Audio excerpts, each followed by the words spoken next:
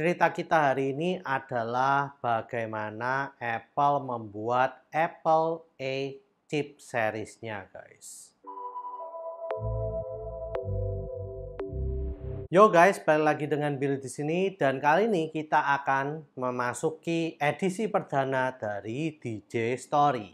Sebelum kita masuk ke pembahasan kita hari ini, ada baiknya saya jelaskan apa itu DJ Story. DJ Story adalah sebuah segmen baru yang saya buat untuk menyajikan cerita-cerita tentang teknologi yang mungkin kalian belum tahu atau kalian ingin tahu ya guys. Dan hari ini adalah edisi perdana dari DJ Story.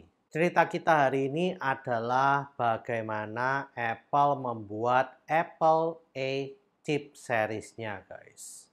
Jadi alasan Apple untuk membuat Apple A chip series-nya itu berawal pada saat mereka membuat Apple iPhone-nya ya guys. Pada 2007 Apple itu telah membuat sebuah smartphone yang menggebrak pasar di dunia ini dengan layar touchscreen-nya.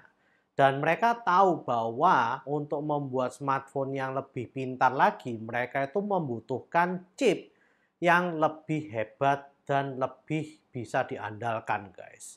Sebelumnya mereka mengandalkan orang lain untuk membuat chip tersebut. Tapi sesuai dari filosofi yang ada di dalam Apple sendiri, jika kalian ingin membuat software yang bagus, maka kalian juga harus memiliki hardware yang bagus pula. Now, one of the pioneers of our industry, Alan Kay, has had a lot of great quotes throughout the years. And I ran across one of them recently that explains how we look at this, explains why we go about doing things the way we do, because we love software. And here's the quote: "People who are really serious about software should make their own hardware." Alan said this 30 years ago, and this is how we feel about it. And so we're bringing breakthrough software to a mobile device for the first time. It's 5 years ahead of anything on any other phone. Oleh karena itu, Apple ingin membuat chipnya sendiri.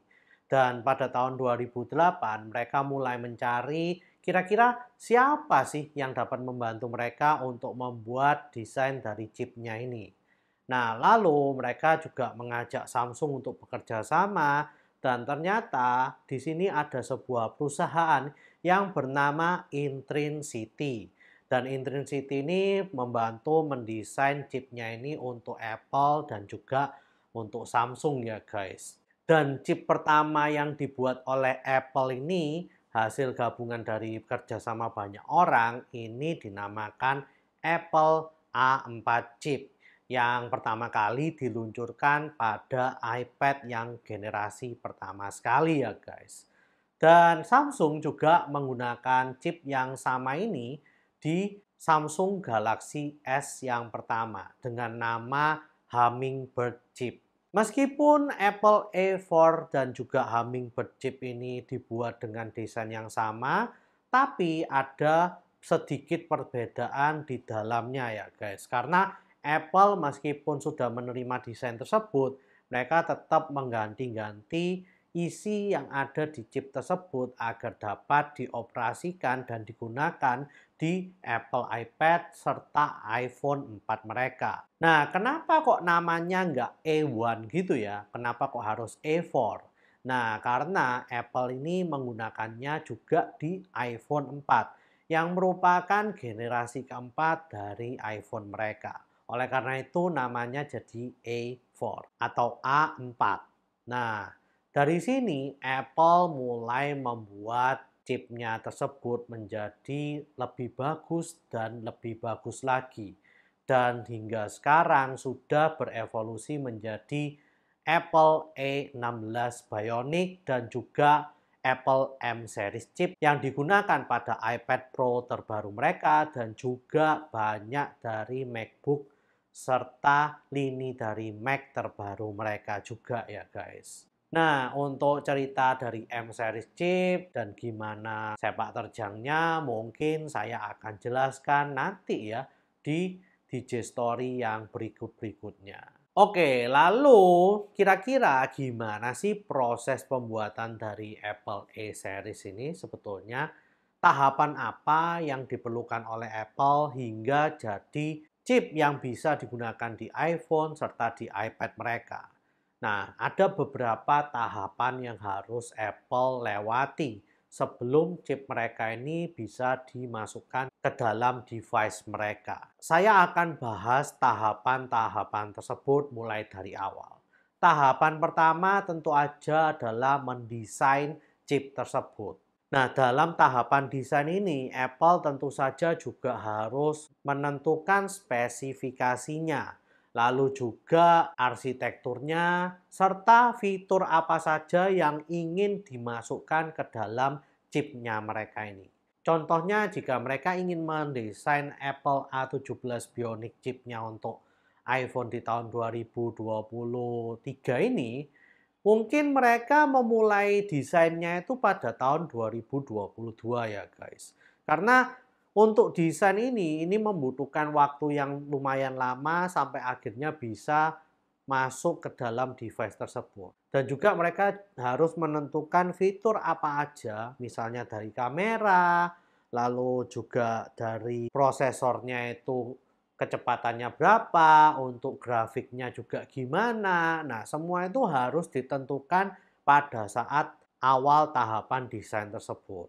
Dan juga karena semakin kompleksnya yang dibutuhkan, tentunya Apple ini juga harus menentukan CPU, GPU, NPU atau Neural Processing Unit-nya, dan juga image processing-nya.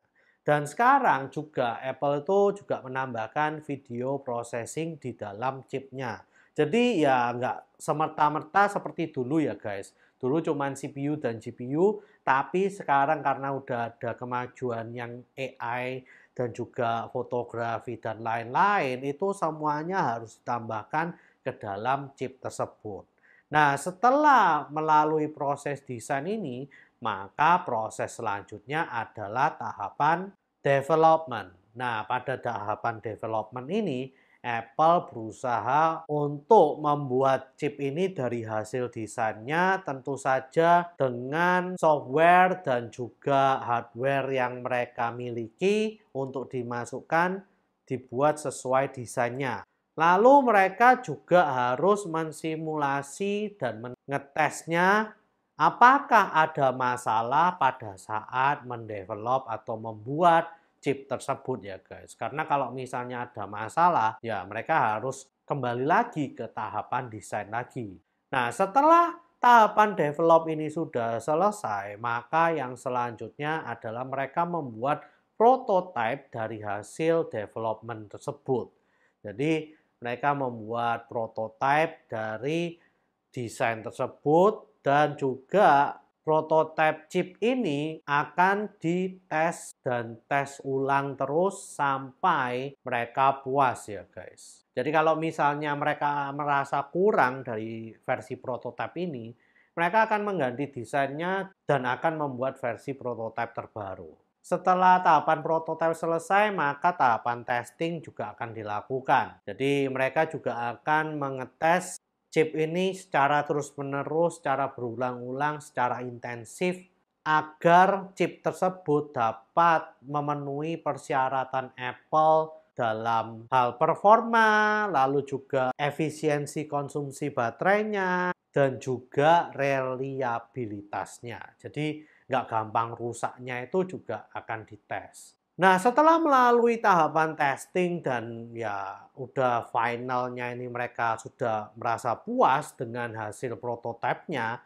maka mereka akan memasuki tahapan produksi ya guys. Jadi tahapan produksi ini bukan Apple sendiri yang memproduksi karena mereka harus memproduksi dalam jumlah banyak. Tentunya mereka meminta bantuan kepada perusahaan lain ya untuk memproduksinya. Dan biasanya mereka itu meminta bantuan TSMC ya guys. TSMC ini adalah Taiwan Semiconductor. Dan mereka memiliki pabrik untuk memproduksi chip dari Apple ini guys. Nah, untuk memproduksi chip ini semakin kecil nanometernya, biasanya efisiensi dan juga performanya itu akan semakin baik ya guys. Jadi untuk rumor pada Apple A17 Bionic itu kan 3 nanometer. Dan sekarang ini masih 5 nanometer ya guys. Yang terbaru sih katanya 4 nanometer, tapi yaitu menurut saya masih 5 nanometer yang dibuat menjadi 4 gitu. Untuk chip yang 3 nanometer ini menurut saya akan memiliki lonjakan yang cukup besar ya untuk performa dan juga efisiensi baterainya pada iPhone yang terbaru ini guys nantinya. Nah, setelah proses produksi massal ini selesai, tentu saja akan ada proses lain yang namanya integration atau integrasi. Proses integrasi ini adalah memasukkan chip tersebut ke dalam device dari Apple. Contohnya misalnya iPhone, iPad, dan lain-lain ya. Dan biasanya proses ini juga dikenal dengan nama assembly ya guys. Jadi misalnya ada yang di Cina untuk mengassembly iPhone dan lain-lain itu, ini adalah sudah masuk tahapan yang dinamakan integrasi. Dan tentunya kalau udah masuk tahapan integrasi ini, ya udah jadi produk jadi ya. Jadi tidak bisa dibuka dan diganti lagi. Jadi Apple harus melewati beberapa tahapan sebelumnya agar bisa masuk proses integrasi ini gitu ya guys. Dan biasanya karena itu Apple ini harus memiliki jangka waktu sekitar 1 tahun ya guys. Jadi kalau udah 1 tahunan ini bisa lebih juga, itu mereka akan mencoba untuk membuat chip tersebut dan juga biasanya sebelum iPhone-nya ini keluar udah jadi chipnya agar bisa di-assembly juga gitu ya. Dan ya jadi biasanya mungkin untuk pembuatan chip semuanya ini mungkin kurang lebih 1 sampai 2 tahun sebelumnya. Nah, oleh karena itu dari semua proses ini, perjalanan dari Apple untuk membuat E-series chipnya, itu akhirnya kalian bisa menikmatinya di device seperti iPhone dan juga iPad kalian gitu guys. Nah, makanya kenapa ya kalau misalnya kalian ikuti leak-leak dari iPhone itu selalu kira-kira 1 sampai 2 bahkan bisa 3 tahun sebelumnya. Karena sebetulnya chip tersebut tuh sudah mulai direncanakan bertahun-tahun lamanya sebelum produk aslinya itu rilis guys. Jadi udah ada kayak mappingnya gitu ya. Tahun ini saya mau bikin chip yang seperti ini, tahun berikutnya yang chip seperti ini, tahun berikutnya lagi chip yang seperti ini, itu sudah ada roadmap-nya guys. Jadi tinggal mengikuti roadmap-nya saja dan juga Apple ini juga harus melewati beberapa tahap yang saya sebutkan tadi guys. Nah mungkin kira-kira itu saja ya untuk DJ Story edisi perdana kali ini. Please like, share, dan subscribe jika kalian suka dengan video DJ Story kali ini. Komen jika kalian ingin memberikan saran atau kritik atau berdiskusi tentang DJ Story pada kali ini guys. See you guys di video selanjutnya. Jauh juga ya perjalanan Apple untuk bikin Apple A-series chip ini. Tapi ya gara-gara itu sih Apple ini iPhone dan lain-lainnya itu mantep banget gitu ya. Memang mantep nih Apple.